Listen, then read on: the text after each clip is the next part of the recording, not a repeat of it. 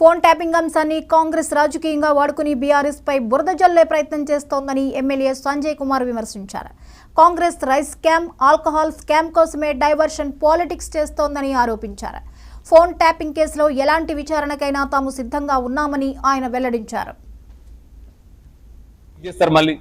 వీళ్ళు కూడా ఉన్నారంట, వీళ్ళ ఫోన్లు కూడా ట్యాప్ అయినాయంట అని చెప్పేసి కంప్లీట్లీ దృష్టి మలుస్తారు.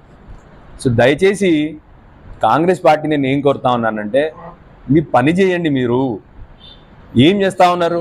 ఫోన్ ట్యాపింగా? ఎస్. మీరు ఫోన్ ట్యాపింగ్ కేసు పెట్టినారా? ఎస్. నిజ నిజాలను బయట పెట్టండి. Letters go to the court, letters fight it out. ఇప్పుడు ఇంతకుముందు ఆల్రెడీ మా ముఖ్యమంత్రి గారు చెప్పినారు, మళ్ళీ చెప్పినారు. దాంట్లో మాకేమో సంబంధం లేదు. ఏమైనా సంబంధం ఉంటే మేము we will abide by the court అని చెప్పి కూడా చెప్పినారు. కావాలని రోజు పొద్దున వాళ్ళని పావులా వాడుకొని ఒకరోజు హరీష్ రావు గారి పేరు చెప్పడము, ఒకరోజు కేసీఆర్ గారి పేరు చెప్పడము, వీళ్ళు కూడా దీంట్లో మాతో చేయించారని చెప్పడము, ఎవరి మీద బురద జల్లడము, రూలింగ్ ప్రభుత్వం మీద బురద జల్లడం తప్ప, అంతకుముందు ఉన్న బీఆర్ఎస్ ప్రభుత్వం మీద బురద జల్లడం తప్ప ఇంకొక పని చేయట్లేదు ఈ ప్రభుత్వం. ఎప్పుడు చూసినా కూడా ఒక లీక్. ఏమైందయ్యా కాంగ్రెస్ పార్టీ మీరు మళ్ళీ స్కాములు మొదలుపెట్టింది అప్పుడే 6 నెలల్లోనే ప్రజలు మీ మీద తిరగబడతా ఉన్నారంటే ఇంకొక కొత్త లీక్. ప్రజల దృష్టి మర్చాలి. నిన్న ఇప్పటి వరకు ముఖ్యమంత్రి గారు కనీసం ఈ వడ్ల స్కామ్ గురించి మాట్లాడరు, లిక్కర్ స్కామ్ గురించి, ఈ ఆల్కహాల్ స్కామ్ గురించి మాట్లాడరు, డూప్లికేట్ ఆల్కహాల్. నిన్ననే మా ఫ్రెండ్ గ్యాస్ట్రోఎంటరాలజిస్ట్ ఉంటాడు, లివర్ స్పెషలిస్ట్ ఉంటాడు. మీ అందరు తెలుసు కదా, నేను డాక్టర్ అని. లివర్ స్పెషలిస్ట్ ఫోన్ చేశాను నిన్న, నీ బిజినెస్ బాగా పెరిగిపోయిందిరా బాబు అని చెప్పిన. ఎందుకు సంజయ్ అని అడిగిండు ఆయన.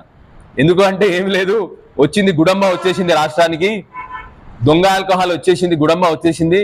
మన ముఖ్యమంత్రి గారు గుడంబ తీసుకొచ్చినాడు మళ్ళీ తెలంగాణలోకి. కేసీఆర్ గారు అప్పుడు గుడంబ ఉండకూడదని బ్యాన్ చేస్తే మళ్ళీ ఈయన తీసుకొచ్చినాడు. ఈ లిక్కర్ కంపెనీలు ఏవైతే నేను వచ్చినాయో అంతకుముందు 25 మంది ఈ లిక్కర్ కంపెనీలో లిక్కర్ దాగి చనిపోయినారు ఆల్రెడీ.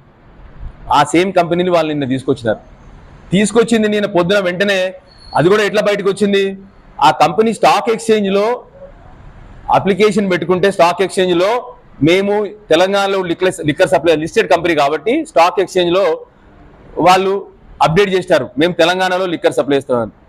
4-5 రోజుల క్రితమే ఇక్కడ ఎక్సైజ్ శాఖ మంత్రి గారు ఏమీ సంబంధం లేదు మాకు, మేము ఎక్కడ ఒక కంపెనీ కూడా పర్మిషన్ ఇవ్వట్లేదు మేము అని చెప్పినారు.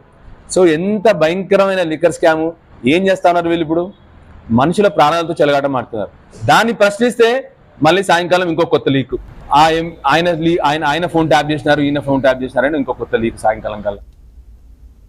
పశ్చిమ గోదావరి జిల్లాలో భద్రపరిచిన ఈవీఎంలను జిల్లా కలెక్టర్